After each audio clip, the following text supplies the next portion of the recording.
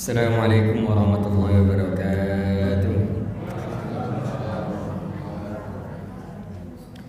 Alhamdulillah wassalatu wassalamu ala rasulillah. Allahumma ilman yanfa'una wanfa'na bima 'allamtana wazidna wassalahan ya rabbal alamin. Allahumma as'aluka ilman nafi'an wa rizqan thayyiban wa 'amalan mutaqabbalan. Jamaah jemaah pengajian rutin malam Jumat Masjid Al-Ikhlas Purwokerto Gayam Sukoharjo. Kita lanjutkan kembali kajian kita untuk jadwal malam Jumat yang keempat. Jadwal saya kita akan membahas hadis Arba'in An-Nawawiyah. Hadis Arba'in Nawawiyah kemarin kita bahas sampai hadis yang ke-9. Insyaallah akan kita lanjutkan pertemuan ini hadis yang ke-10. Hadis yang ke-10. Dan mungkin tiap pertemuan kita batasi satu hadis sehingga nantinya bisa lebih santai dan lebih fokus dibahas. Baik, ini sudah siap belum kajiannya? Bu? Pun siap dereng? Alhamdulillah. Dibaca silakan. Hadis yang ke-10. Nanti tentang halal haram. Ini penting sekali, halal dan haram. Silakan dibaca. Qala al-mu'allif rahimahullah ta'ala. Hadis ke-10 an Abi Hurairah radhiyallahu anhu qala Rasulullah sallallahu alaihi wasallam inna Allah ta'ala thayyibun la yaqbalu illa thayyiban wa inna Allah amara al-mu'minina bima amara bil mursalin faqala ta'ala ya ayyuhar rusul kulu minat thayyibati wa'malu shalihan wa qala ta'ala ya ayyuhalladzina amanu kulu min thayyibati ma razaqnakum thumma dzakara ar-rajula yutilu as-safar ash'ata akbar yamuddu yadayhi ila as-sama' ya rabbi wa ma'amuhu haram wa mashrabuhu haram wa malbasuhu haram wa ghudhiya bil haram fa anna yustajabu lahu rawahu Muslim. Dari Abu Hurairah radhiyallahu anhu, ia berkata Rasulullah sallallahu alaihi wasallam bersabda, sesungguhnya Allah Ta'ala Maha Baik dan tidak menerima kecuali yang baik. Dan sesungguhnya Allah memerintahkan kepada kaum mukmin dengan apa yang telah diperintahkan kepada para rasul. Allah Subhanahu wa taala berfirman, wahai para rasul, makanlah dari makanan yang baik dan halal dan kerjakanlah amal yang saleh. Al-Quran surat Al-Mu'minun ayat 51. Dan Allah Subhanahu wa taala berfirman, wahai orang-orang yang beriman, makanlah yang baik dan halal dari apa-apa yang kami rezekikan kepada kalian. Surat Al-Baqarah ayat 172.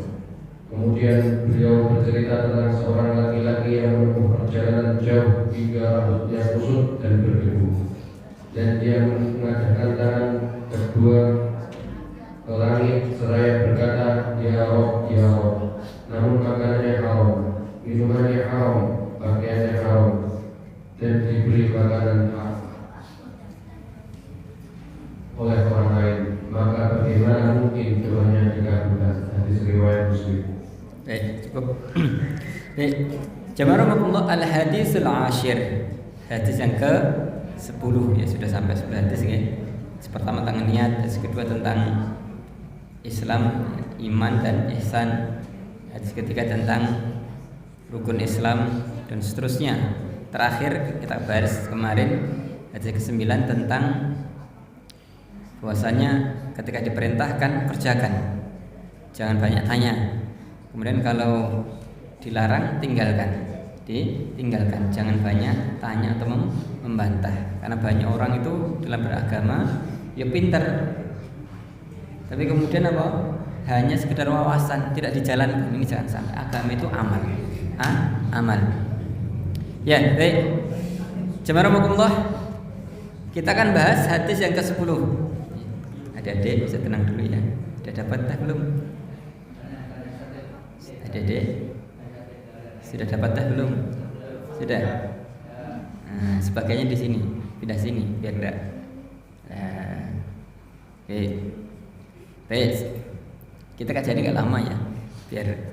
Biar bisa fokus. Tolong adik-adik jangan rame dulu. Ya. Baik. Jadi hadis yang ke-10. Hadis ini penting sekali karena membahas tentang satu hal yang semuanya kita mengalaminya, menghadapinya. Masalah harta. Harta. Kita baca dulu. An Abi Hurairah, dari sahabat Abu Hurairah. Sahabat Abu Hurairah. Ini kemarin sudah kita jelaskan ya, Abu Hurairah ini salah satu sahabat yang paling banyak meriwayatkan hadis. Hadis sebelumnya nomor 9 Abu Hurairah. Yang sebelumnya lagi juga yang sebelumnya adalah Abu Hurairah. Jadi beliau paling banyak meriwayatkan hadis. Ada yang katakan yaitu 5.300 sekian hadis diriwayatkan Abu Hurairah. Nomor 1 ini yang paling banyak meriwayatkan hadis.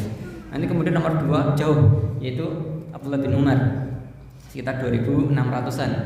Nanti kemudian ada Ibnu Abbas 2.000 sekian di bawahnya Ibnu Umar. Kemudian ada Aisyah juga sekitar itu. Kemudian ada yang lainnya. Ada yang lainnya. Tapi yang jelas Abu Hurairah ini orang yang paling banyak meriwayatkan hadis. Padahal beliau ini orang yang masuk Islamnya akhir, Pak. Akhir sekali itu. Mungkin bersama Rasul paling hanya 2-3 tahun. Lebih banyak sahabat yang lebih senior dari beliau. Orang-orang Muhajirin, orang Ansor. Tapi kenapa paling banyak meriwayatkan hadis? Dikatakan beliau ini orang yang fokus, Pak. Jadi ketika beliau masuk Islam ikut Nabi benar-benar apa? Ngenger itu bahasa kita saat ini. Ngenger. Jadi menjadi ashabul suffah. Tinggal di masjidnya Nabi. Jadi kemana Nabi pergi dia ikut terus. Ini menunjukkan orang belajar itu kadang-kala bukan hanya masalah waktu, tapi masalah semangat. Kadang orang belajar baru singkat gitu ya. Misalkan orang belajar bahasa Arab belum lama tapi serius, Pak. Sekian bulan itu luar biasa. Ada juga orang belajar bahasa Arab bertahun-tahun, Pak. Baru mulai isim fi'il huruf mutom. Ustaznya enggak enak, ganti ustaz ini. Sama gitu. Nanti kemudian waduh, capek mutom. Belajar Al-Qur'an juga sama saja. Baru belajar tahsin misalkan surat pendek, dapat 3 surat, 4 surat, kemudian apa? Izin, akhirnya lagi. Bertahun-tahun enggak meningkat. Jadi mirip pengajian juga sama, Pak. Banyak orang lama ikut pengajian, tapi ya gitu-gitu aja. Kan mungkin nggak maksimal, tapi kalau orang belajar maksimal, singkat pun luar biasa. Abu Hurairah di antara bukti nyatanya. Waktu itu ketika ada yang mengatakan, orang heran, kenapa kok kamu paling banyak meriwayatkan hadis? Maka beliau mengatakan begini, simpel aja. Saudaraku dari kaum Muhajirin sibuk dagang, kan orang Quraisy kan dagang gitu. Saudaraku dari sahabat Ansor, orang Madinah sibuk tani. Aku orang nggak punya pekerjaan katanya. Saya tinggal di masjid Nabi. Kemana Nabi pergi saya ikut. Maka dari situlah kemudian beliau banyak mendengarkan hadis Nabi, kemudian meriwayatkannya pada yang lainnya. Bukan berarti Abu Hurairah tidak mau kerja, enggak. Tapi beliau itu memang benar-benar ketika Nabi hidup sudah niat ingsun. Niat apa? Ingsun. Jadi benar-benar fokus belajar. Enggak kerja, enggak nikah. Sampai suatu ketika beliau sampai kelaparan ya, sampai pingsan. Saking beliau itu pengen fokus belajar itu. Tapi diriwayatkan ketika beliau kemudian Nabi meninggal, beliau kerja, beliau nikah dan seterusnya. Menunjukkan ada waktu tertentu itu orang itu fokus gitu. Akhirnya hasilnya maksimal. Jadi belajar itu tidak hanya sekedar masalah waktu, tapi juga seberapa kita fokus, seberapa kita kemudian konsisten untuk mempelajari hal tersebut. Ya, baik. Jamaah rahimakumullah. Diriwayatkan Abu Hurairah.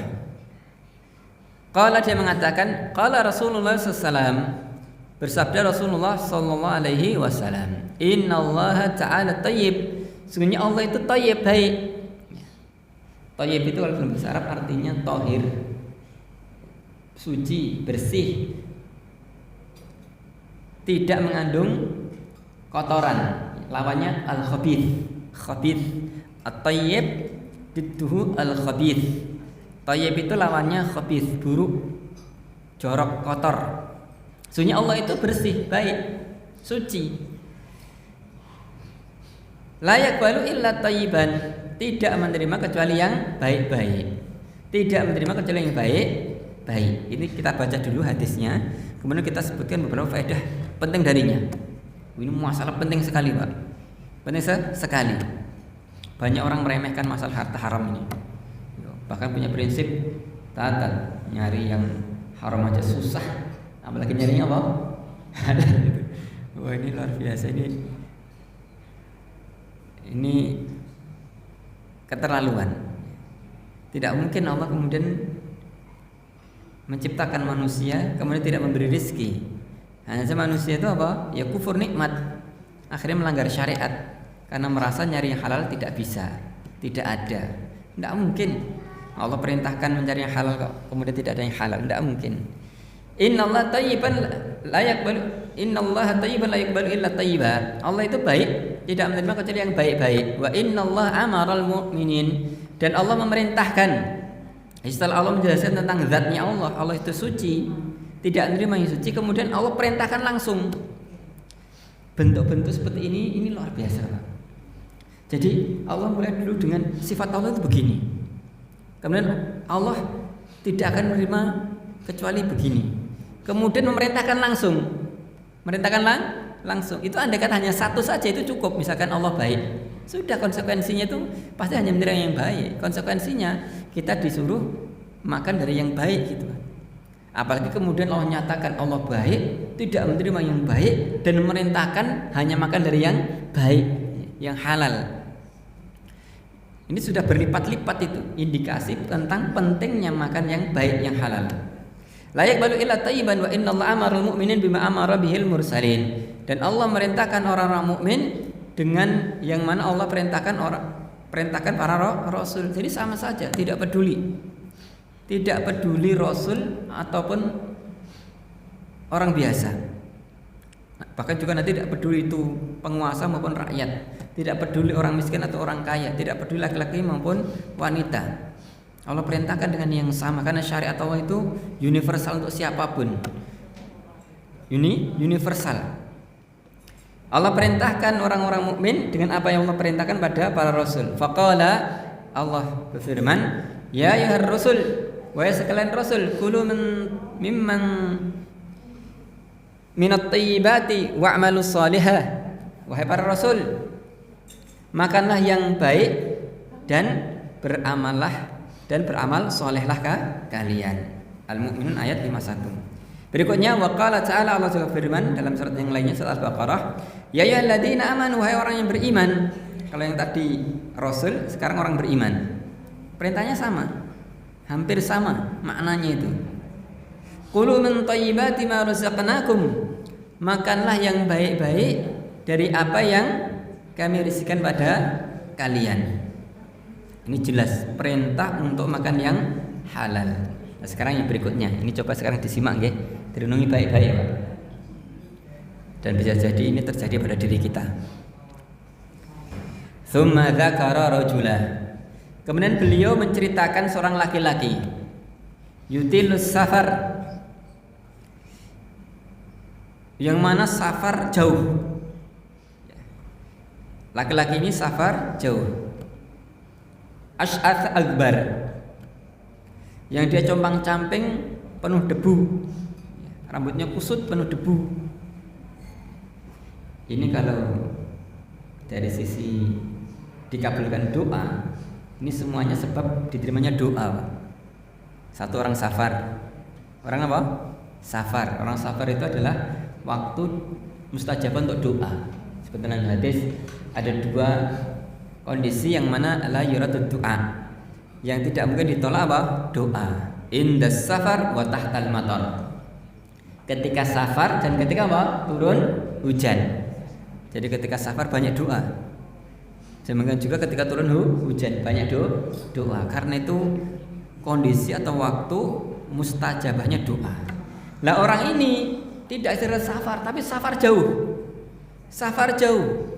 Bahkan apa kondisinya lusuh. Prihatin. Nanti itu kalau orang itu pengen dikasihi oleh Allah, tunduk pada Allah, memelas pada Allah. Jangan sombong, jangan sok mampu dan seterusnya. Jadi dia sudah safar, kondisinya memprihatinkan.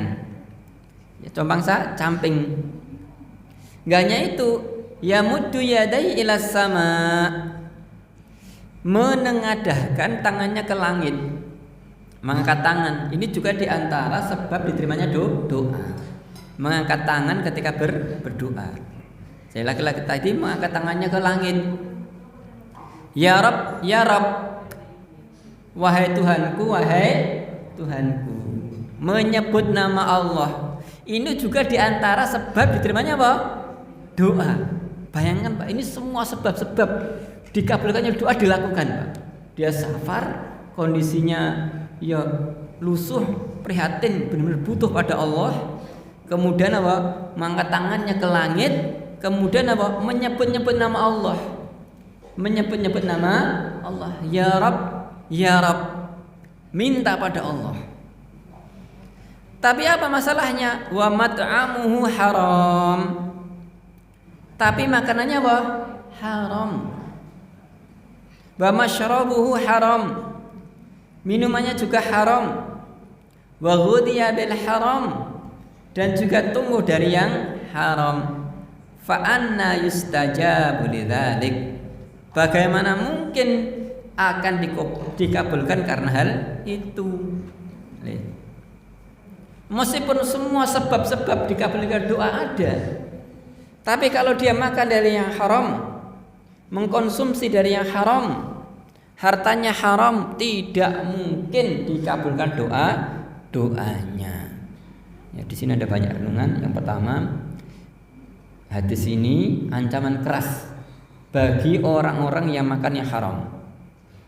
Satu, menyebabkan tidak dikabulkannya doa. Meskipun dia melakukan banyak hal yang hal-hal ini sebenarnya adalah wasilah atau sebab-sebab dimudahkannya dikabulkan doa. Tadi banyak loh tadi. Tidak hanya satu, berapa tadi? Banyak sekali. Tapi itu kalah dengan karena apa? Terhalang karena dia makan yang haram. Ya. Jadi hati-hati. Hati-hati. Makan yang haram menyebabkan apa? Tidak dikabulkannya doa. Yang kedua, hadis ini kalau kita hubungkan dengan hadis yang lainnya lebih ngeri. Dalam hadis yang lain juga di antara Rasulullah bersabda, kullu lahmin nabata min suhtin fannar aula bih. Setiap daging yang tumbuh dari yang haram, maka neraka lebih berhak untuknya. Ini siapapun, terutama orang tua, apalagi ini guys, ketika usaha yang halal, Pak. Apa tega kita makankan apa? Api ke mulut anak kita, istri kita. Jadi kalau ada orang itu kerja yang haram, kemudian apa? Diberikan kepada anaknya, istrinya, sebenarnya sedang menyuapi dari bara api. Nauzubillah. Nauzubillah. Jangan meremehkan harta yang haram. Karena harta haram kalau dikonsumsi tidak sekedar menyebabkan terhalangnya doa, bahkan juga ketika dia menjadi jasad, menjadi tubuh, maka tubuh itu akan kemudian menjadi bahan bakar neraka. Fannaru aula bih. Bahkan dalam beberapa riwayat yang lainnya, la yadkhulul jannah, tidak akan masuk surga setiap daging yang tumbuh dari yang haram, dan neraka lebih berhak untuknya. Ini ancaman yang keras, ancaman yang keras. Jadi hati-hati makan yang haram. Bahkan jamaah, jangankan makan yang haram, Pak. Makan yang halal saja. Sekali lagi nggih, makan yang halal saja, atau dia punya pekerjaan dari yang halal, didapat dengan cara yang halal, tapi kalau cara menggunakannya tidak sesuai dengan syariat, itu juga menjadi masalah lagi, Pak. Dalam hadis sangat terkenal tentang tidak akan bergesernya kaki anak Adam di akhirat. La tazulu qadama ibni Adam. Tidak akan bergeser kaki anak Adam hatta tus'alu anil arba, sampai ditanya tentang 4 hal. Dalam beberapa riwayat ani khamsin, dari 5 hal. Yang pertama an umrihi fima ablah, dari umurnya gunakan untuk apa? Yang kedua an syababihi fima afnah, atau terbalik, an umri fima afnah wa an syababihi fima ablah. Mudahnya digunakan untuk apa? Kemudian ini yang sesuai dengan pembahasan kita, dan dari hartanya, min ainak tasabahu wa aina anfaqah, dapatnya dari mana, gunakan untuk apa. Ini coba saya mengajak berhenti di sini dulu, ini biar gak ngantuk, okay? Jadi harta itu agak rumit, Pak, karena dia ditanya tidak hanya sekedar apa inputnya, dapatnya dari mana, tapi juga digunakan untuk apa. Digunakan untuk apa? Kalau salah satunya itu tidak sesuai dengan aturan syariat, masalah, Pak. Contoh, dapatnya dari yang haram, mungkin mencuri, mungkin korupsi, digunakan untuk umroh, Pak. Enten korupsi nggih umroh, enten Bu, orang korupsi untuk berangkat umroh diterima badan? Besar pahalanya atau besar dosanya? Ya besar dosanya. Kenapa? Karena dosanya itu pasti, pahalanya belum tentu, tidak sah itu. Ini serius loh. Jadi meskipun ini ibadah, tapi kalau didapat dari cara yang haram, ya tidak sah. Tidak sah. Contohnya buahnya itu nanti.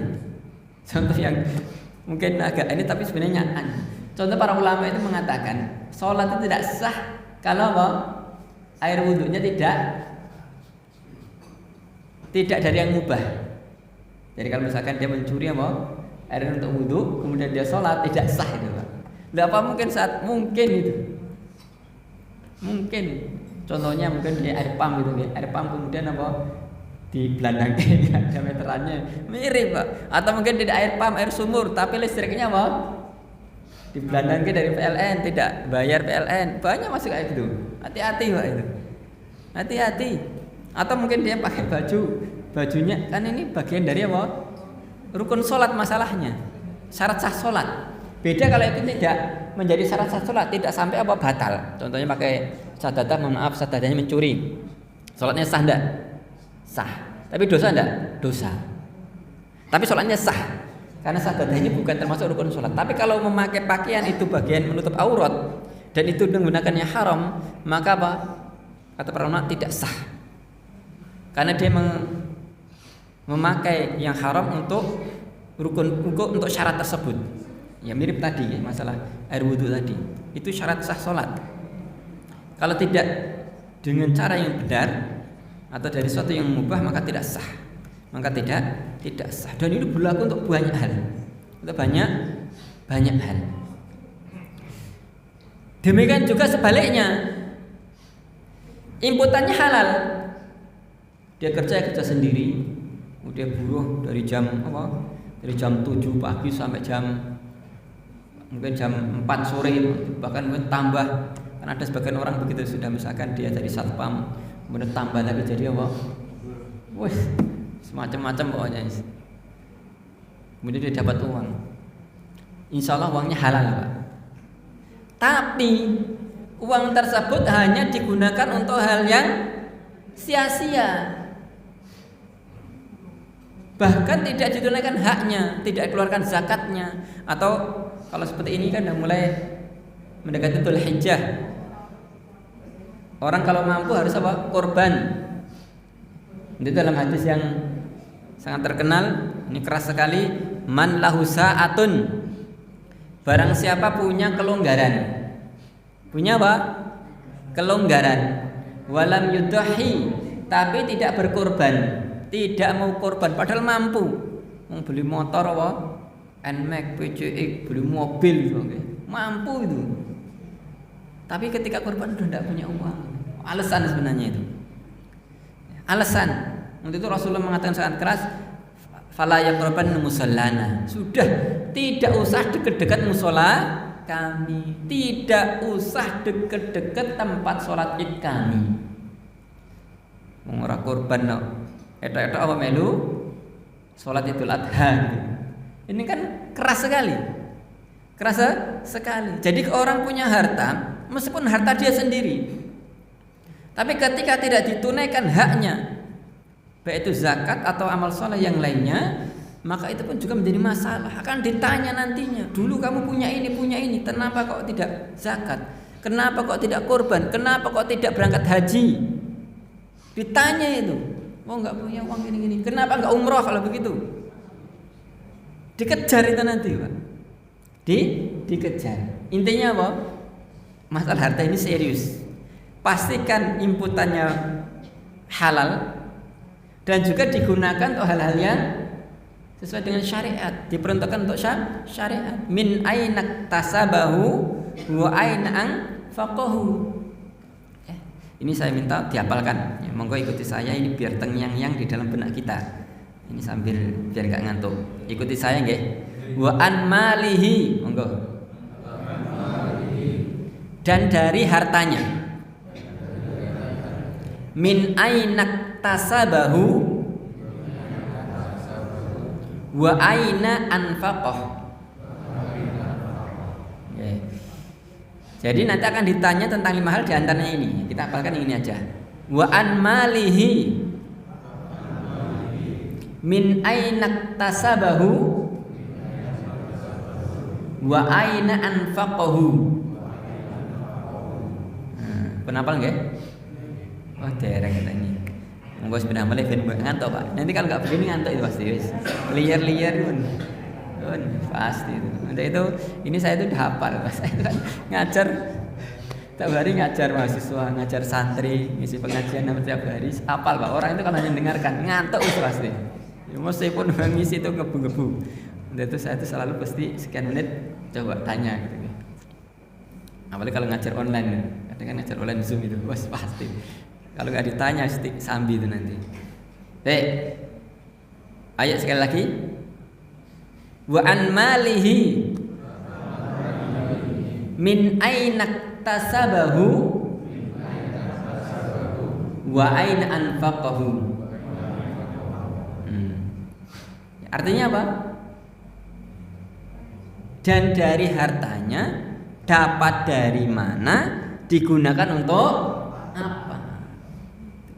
Nanti kemudian terakhir ini sekali tak sambut hadisnya wa fi ma'alim amila fi ma'alima, dan dari apa yang diamalkan, dari apa yang diilmui. Ini juga hal penting lainnya, tapi mungkin tidak kita bahas sekarang. Kita fokus ke masalah harta dulu. Jadi harta itu 2 hal, pastikan itu, Pak. Dapat dari yang halal, kemudian digunakan untuk hal yang benar. Ini kalau salah satunya tidak beres, masalah seperti tadi. Dapatnya benar, tapi digunakan untuk yang salah. Wah, ini kan harta saya sendiri. Iya, hartamu sendiri. Tapi ketika engkau gunakan untuk sia-sia, akan dipertanggungjawabkan. Untuk itu nanti di akhirat itu orang miskin lebih cepat hisabnya daripada orang yang kaya. Wah, berarti enak jadi orang miskin. Ibu pilih orang miskin atau orang jadi orang kaya? Ayo, Pak. Miskin atau kaya? Miskin atau kaya?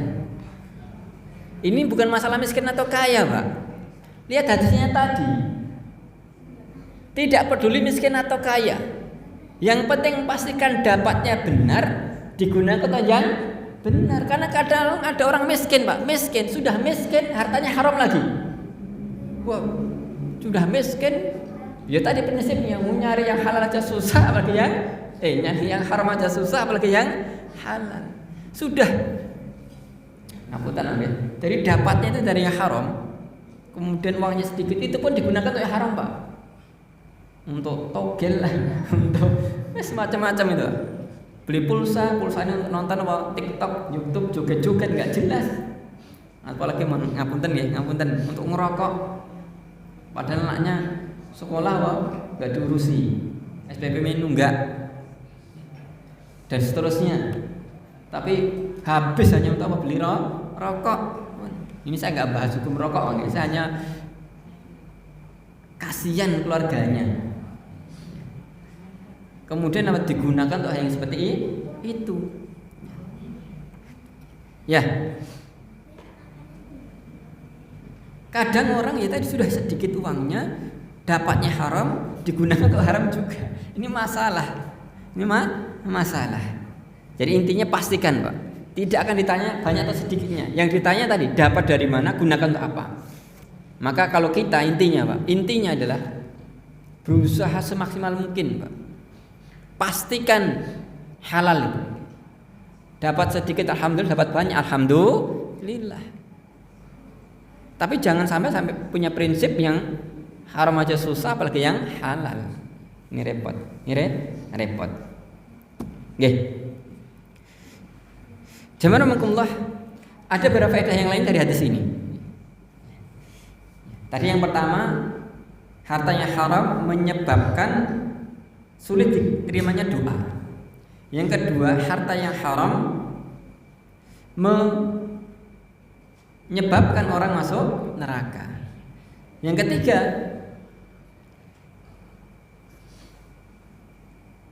di sini sekaligus menjadi catatan bagi seorang muslim bagaimana harus bekerja yang hati-hati. Karena hartanya haram itu bentuknya banyak. Mulai dari cara dapatnya ataupun dari apa? Dari sifat dari harta itu, makanan itu. Contohnya begini. Ada yang memang sifatnya itu haram. Contohnya kalau makanan ya satu, jelas daging babi. Jelas ya? Yang kedua anjing. Anjing. Atau dalam kitab fikih, ini saya sebutkan fikih singkat ya, meskipun ini sebenarnya bukan pembahasan fikih, ini biar tergambar. Secara umum makanan itu ada dua. Ada dua, ini simpelnya ya. Kalau kita membahas fikih at'imah, fikih makanan, nanti kalau belajar fikih dalam kitab fikih kan dibahas fiqhul at'imah namanya. Fikih tentang makanan. Ada dua kategori makanan. Yang pertama makanan hewani dan nabati. Ya. Hewani dan nabati. Makanan nabati dari tumbuh-tumbuhan dan seterusnya asalnya halal semuanya, kecuali yang mudarat, itu aja. Kecuali yang bermudarat, hanya itu aja. Catatannya hanya yang bermudarat. Contoh yang bermudarat apa? Tumbuhan yang bermudarat. Ganja. Terus apa ada ayat hadis tentang ganja? Tidak ada, tapi dalil umum. La darara wala dirar. Ganja. Ya termasuk tadi, Pak. Rokok ini, Pak. Mudarat betul, Pak? Mudarat betul. Mudarat jelas catatannya membunuhmu gitu. Menyebabkan apa? Kanker dan yang lain-lain. Jelas mudarat itu. Dan yang lain-lainnya. Ya jelas kalau makan tumbuhan kalau dia bermudarat maka haram. Kalau tidak bermudarat asalnya halal. Yang kedua hewan. Hewan ada dua juga. Ini saya mencoba sesimpel-simpelnya tentang fikih asmah. Nanti dibagi dua, yaitu barriyah dan bahriyah. Jadi kalau hewan ada hewan barriyah dan bahriyah. Kalau barriyah artinya hewan darat. Kalau bahriyah hewan laut. Barriyah sama bahriyah. Bu, kenapa Bu? Alhamdulillah, mantap ini. Jadi fokus betul ini Bu ini. Bapak-bapaknya mungkin mulai liar-liar ini. Nanti itu saya tanya ya sampai liar-liar itu. Barriyah, bahriyah. Barriyah hewan darat, bahriyah hewan laut. Simpelnya hewan laut dulu kan, hewan laut simpel. Hewan laut itu asalnya halal semuanya, Pak. Karena dalam hadis laut itu tahurun ma'uhu, airnya suci. Lah tapi kan asin Ustaz. Jadi air yang suci itu bukan berarti air yang tidak ada rasanya, enggak warna, itu salah, definisinya salah. Air yang suci itu adalah air yang baqin fi khilqatihi. Air yang tetap pada sifat asalnya. Air laut ya asin, ya memang asin gitu ya. Maka ketika dia asin kemudian bukan berarti kemudian dia enggak, memang air laut asin. Itu sifat asalnya begitu. Jadi air yang suci itu air yang baqin fi khilqati, yang tetap pada sifat asalnya. Nanti kalau dia berubah karena yang najis baru dia najis. Najis. Tapi kalau tetap pada sifat asal ya sudah memang begitu. Contohnya misalkan kalau musim hujan air apa? Sungai jadi kuning-kuning gitu ya. Ya enggak apa-apa, memang kalau hujan begitu sungai itu. Kecuali kuningnya gara-gara apa? Nah itu kotoran manusia itu ya jelas itu. Jadi tapi kalau memang itu karena sesuatu yang itu maka enggak apa-apa. Kembali ke sini. Jadi air laut itu tahurun ma'uhu wa hillu maitatuhu, dan halal bangkainya. Bangkainya aja halal. Jadi ikan itu bangkainya halal, apalagi ikannya. Sehingga ini yang rojeh, ikan itu asalnya semuanya halal. Halal. Ada khilaf besar masalah anjing laut, Pak. Ini khilafnya panjang itu. Ada yang mengatakan ini adalah ikan. Ada yang mengatakan enggak. Dia itu adalah anjing. Ya anjing kan namanya gitu, tapi kan namanya kan bukan itu. Ini khilafnya tinggi. Dia bertaring gini. Tahu alam. Ini kalau ditarjih dari sisi keumuman dalil itu kuat bahwasanya dia termasuk hewan laut. Maka apa halal. Tapi sekali lagi ini masalah khilaf. Ini masalah khilaf. Ya, simpelnya ingin saya sampaikan masalah makanan, hewan laut asalnya apa? Halal. Sampai kemudian ada dalil yang mengatakan itu haram dan jarang sekali. Jarang sekali. Ya. Ketika terjadi khilaf seperti tadi, wa'alam, kembali ke hukum asalnya yaitu halal. Halal. Sekarang hewan darat. Hewan darat ini banyak, dan ini yang kalau dalam fikih atmah ini dibahas panjang. Tapi simpelnya, saya sebutkan simpel aja. Yang diharamkan itu hanya beberapa. Ada beberapa kategori, saya sebutkan 3 atau 4 kategori aja. Yang pertama, yang disebutkan langsung namanya. Namanya dalam nas itu haram, yaitu apa? Babi. Itu yang disebutkan namanya langsung dalam ayat Al-Qur'an. Harimat alaikumul maitatu waddamu lahmul khinzir. Khinzir babi. Jadi babi itu langsung namanya sebutkan. Atau dalam hadis juga disebutkan keledai piaraan. Keledai piaraan. Keledai yang kecil-kecil yang dipelihara. Itu apa? Itu haram berdasarkan hadis. Disebut langsung. Beda dengan keledai yang liar. Keledai liar itu apa? Ya zebra itu. Zebra itu kan keledai, dia liar. Itu tidak apa-apa. Tapi kalau yang ahliyah yang dipelihara itu haram berdasarkan hadis. Ini yang pertama, disebutkan langsung. Loh, anjing enggak disebutkan langsung, berarti halal. Kan ada yang kata begitu. Enggak benar, Pak. Yang kedua, disebutkan sifatnya. Sifatnya secara langsung, di antaranya anjing, yaitu hewan buas yang bertaring atau burung yang bercakar yang kemudian menggunakan untuk memangsa. Maka masuk padanya semuanya apa? Ya tadi anjing, singa, macan dan harimau. Napa meleh? Serigala. Napa meleh? Semuanya itu. Jika kalau dikatakan anjing tidak haram, anjing tidak diharamkan. Padahal hadisnya jelas. Setiap hewan buas yang bertaring maka dia haram. Ya termasuk tadi anjing dan seterusnya tadi. Jadi memang tidak disebutkan cara namanya langsung, tapi apa sifatnya? Ya, sifatnya. Termasuk burung elang dan yang lainnya. Yang ketiga yaitu adalah hewan yang lahir dari campuran yang haram. Contohnya gimana? Contohnya kuda dengan keledai apa? Piaraan menjadi bigol gitu kan. Bisa itu jadi jenis baru atau apalah, maksudnya nanti ada ilmu cloning gitu ya. Cloning ya, di cloning misalkan antara babi dengan kambing jadi apa? Bambing misalkan, itu babi kambing misalkan Pak. Jadi kan ilmu kan bisa jadi berkembang, ya enggak? Bambing atau apalah. Kan bisa jadi gitu. Maka dari si fikih haram. Ini disebutkan dalam kitab fikih, contohnya dalam matan Abu Syuja. Wa ma tawalla minhuma aw min ahadihima gitu ya. Apa yang lahir dari keduanya atau di salah satu dari keduanya. Maksudnya salah satu keduanya maksudnya apa? Ya tadi misalkan anjing dengan anjing melahirkan anjing ya haram. Anjing dengan apa? Misalkan tadi anjing dengan kambing menjadi apalah gitu, atau babi dengan kambing jadi bambing tadi misalkan. Maka ini haram. Haram. Jelas itu. Disilangkan, dikawinkan, dikloningkan. Apapun metodenya jelas itu haram. Kemudian termasuk yang haram juga adalah ketika yang makan dari yang najis, jalalah. Ini juga haram. Misalkan punya lele, makanannya najis terus. Lele dimasukkan ke sapi tank. Kemudian dibuka gemuk-gemuk. Bu, jenengan disukani tangan jenengan lele gemuk-gemuk. Ternyata dari mana? Purun mboten.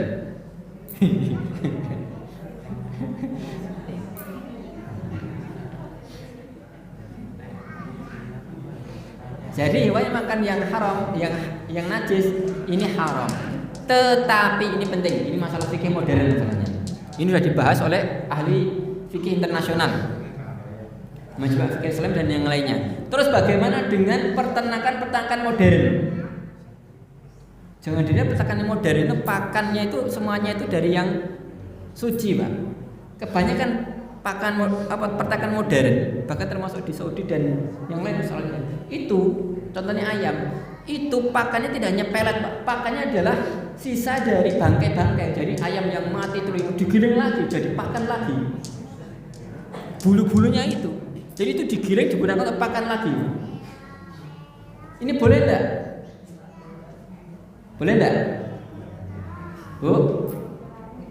Jadi tadi loh, ternak ayam itu kalau hanya pakannya dari pelet rugi. Nah, itu sebagian peternakan besarnya yang besar ya. Itu semua limbahnya itu didaur ulang.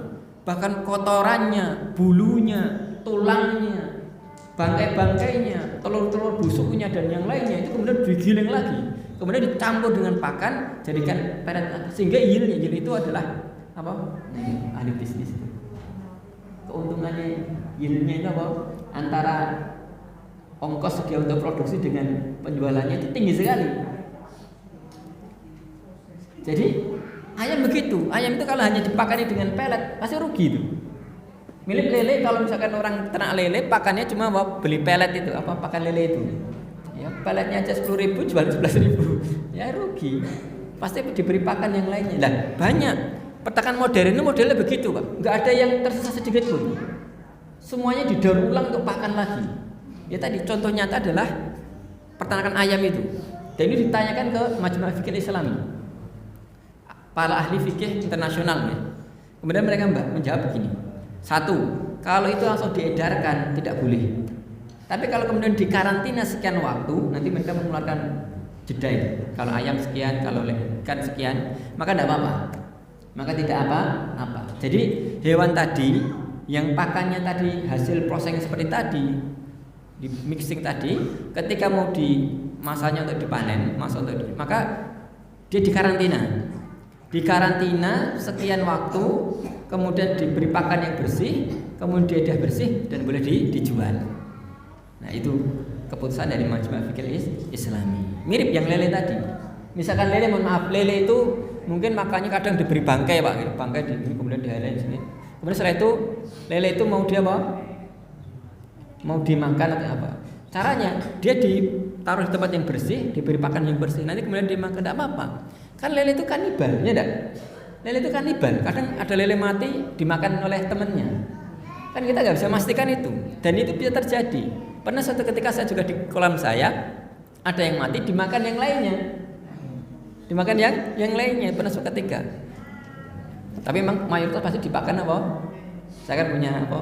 Lele untuk sekedar apa? Hobi dong ya, sama gede-gede itu. Pernah suatu ketika ada yang mati itu ya. Kemudian ini saya kelupaan ngambil ya, kemudian dimakan yang lainnya, sudah itu. Dan memang makannya begitu, lele itu kanibal lele itu.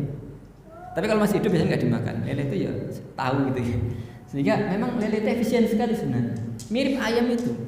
Itu kalau bulunya, telurnya, cangkangnya itu kan ada kandungan ininya. Itu kemudian digiling lagi, kemudian dimakankan lagi, itu akan keuntungannya lumayan itu. Sehingga harganya bisa ditekan. Dan itu kata ulama itu tadi jawabannya. Mereka tidak melarang 100%. Karena itu terjadi betul itu, terjadi betul. Ya. Jelas ya? Baik, itu dari sisi fikih at-imah ya, fikih at-imah. Baik, kembali ke masalah apa? Masalah hartanya haram. Dan yang paling banyak terjadi bukan dari jenis hartanya, tapi juga dari cara dapatnya. Cara dapatnya tentu muamalah itu akan menjadi haram ketika terjadi 3 hal.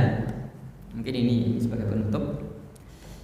asalnya muamalah interaksi keuangan atau harta antar sama manusia itu asalnya ya halal gitu. Asalnya halal. Tapi dia bisa menjadi haram ketika ada beberapa hal. Di antaranya 3 hal. Tiga hal. Yang pertama riba. Riba, jual beli riba. Jual beli riba itu menjadi haram ketika ada riba. Yang kedua, ketika ada unsur gharar. Unsur apa? Gharar. Unsur kayak judi. Meskipun tidak riba, tapi kalau itu judi, maka apa? Haram juga. Misalkan bayar sekian nanti dapat sekian. Ini modelnya macam-macam, Pak. Bahkan ini kadang-kala menjadi apa? Dibiasakan sejak kecil. Jadi ini banyak ciki-ciki itu mungkin enggak terus. Tapi ada mainannya begini-begini harganya sekian. Jadi enggak masuk akal. Jadi kemudian anak kecil terbiasa kemudian beli nanti dapat ini, beli ini dapat ini. Itu diajari judi sebenarnya. Diajari judi. Jadi hanya nyari ininya kemudian nanti dia akan dapat ini. Hati-hati. Ini judi. Yang ketiga, ini yang paling banyak yaitu masalah kezaliman. Jadi mendapatkan dengan cara yang zalim. Cara yang zalim ini banyak bentuknya. Mungkin dia menipu harga, mungkin menipu barang, mungkin mencuri atau yang lainnya. Contoh yang paling banyak sebutan dalam Al-Qur'an jelas. Dalam surat Mutaffifin. Wailul lil mutaffifin alladzina idza qtalu 'ala nasi yastawfun wa idza qalu ma wazanuhum yukhsirun. Celaka orang yang curang. Siapa itu orang curang? Orang yang ketika nimbang untuk dirinya minta dilebihkan, dipaskan itu. Tapi kalau untuk orang lain dikurangi. Jadi misalkan curang, misalkan jual apalah di pasar Klewer misalkan kain itu kan kilon itu Pak. Ya betul kelihatannya 1 kilo, padahal ada apa? Bandonya. Ada apa? Bandonya. Nah ini.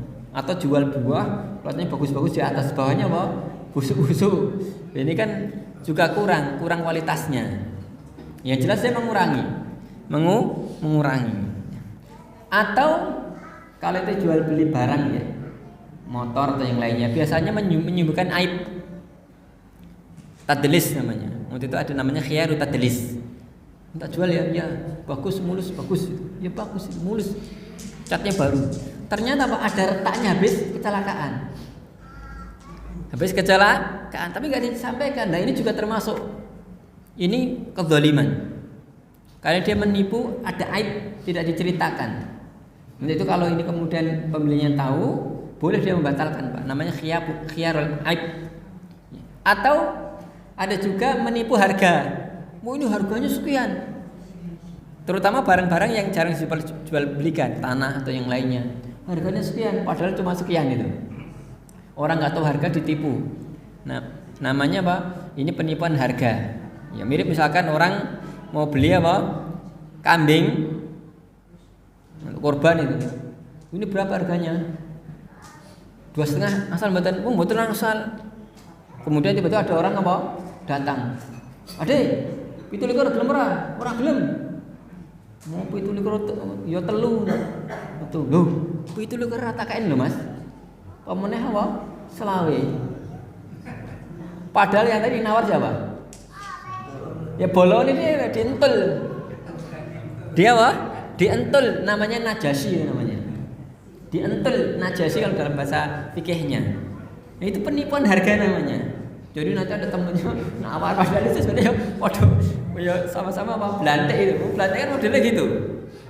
Jadi ini kalau orang nggak tahu itu ngentel harga. Ini namanya apa? Penipuan harga.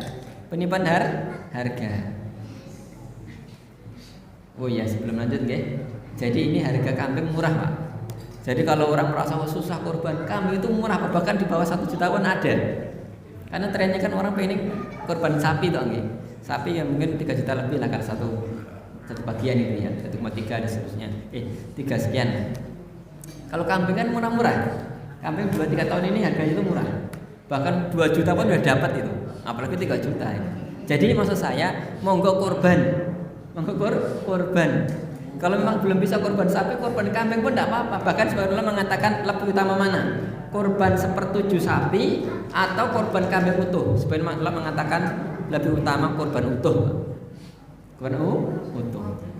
Ya tapi jangan sampai nanti mau dari kambing yang cengking gitu, oke? Harganya nggak layak, jangan sampai. Oke, Bismillahirrahmanirrahim. Intinya adalah monggo kita makan dari yang halal. Penutup, benar-benar penutup. Di antara yang harus kita perhatikan yaitu jangan sampai kita kerja kemudian tidak amanah ketika kerja. Karena kalau orang kerja tidak amanah, dia nanti dapat gaji, dapat upahnya bisa masuk haram, Pak. Contohnya PNS, harusnya datang jam 7, pulang jam misalkan jam 8, pulang jam sekian. Itu jam 9 baru datang. Datang udik-udik bikin teh, bikin kopi. Kemudian nanti jam 10 selfie. Kerja sik lur. Nanti jam 11.30 rolasan. Jam 10.30 lu pun rolasan ya. Itu kalau gajinya dipotong Rp1.000, protes badan? Protes. Ini hati-hati, ini orang yang curang juga. Dan ini hati-hati. Ini hati-hati, jangan sampai seperti itu. Jangan sampai kita makan harta dengan cara yang haram. Termasuk itu tadi, kalau mencuri korupsi jelas orang tahu itu salah. Tapi yang seperti ini orang tidak sadar kadang-kadang. Dia hanya mau mendapatkan gaji, mendapatkan upah, tapi kerjanya ya sesukanya. Bahkan kalah dari orang non muslim. Orang non muslim tahu perjanjian, tapi orang muslim kadang nggak tahu perjanjian, ini salah. Orang muslim itu amanah. Al muslim ala syurutihim. Seorang muslim itu harus menepati syarat-syaratnya. Di antara syarat kerja, dia gajinya sekian, aturannya begini, jalankan itu. Karena kalau tidak dan gajinya masih utuh, maka ditakutkan dia makan yang haram dan hadis ini bisa masuk kepada dirinya. Mungkin sebabnya doanya susah diterima ya gara-gara ini. Tidak amanah kerja, akhirnya gajinya gaji buta. Akhirnya tidak mustajabah doanya. Nauzubillah, jangan sampai. Mari kita berusaha untuk makan dari yang halal, kemudian kerja dengan baik sehingga gaji yang kita dapatkan juga menjadi halal. Demikian amanah bisawab. Wassalatu wassalamu Muhammad. Assalamualaikum warahmatullahi wabarakatuh.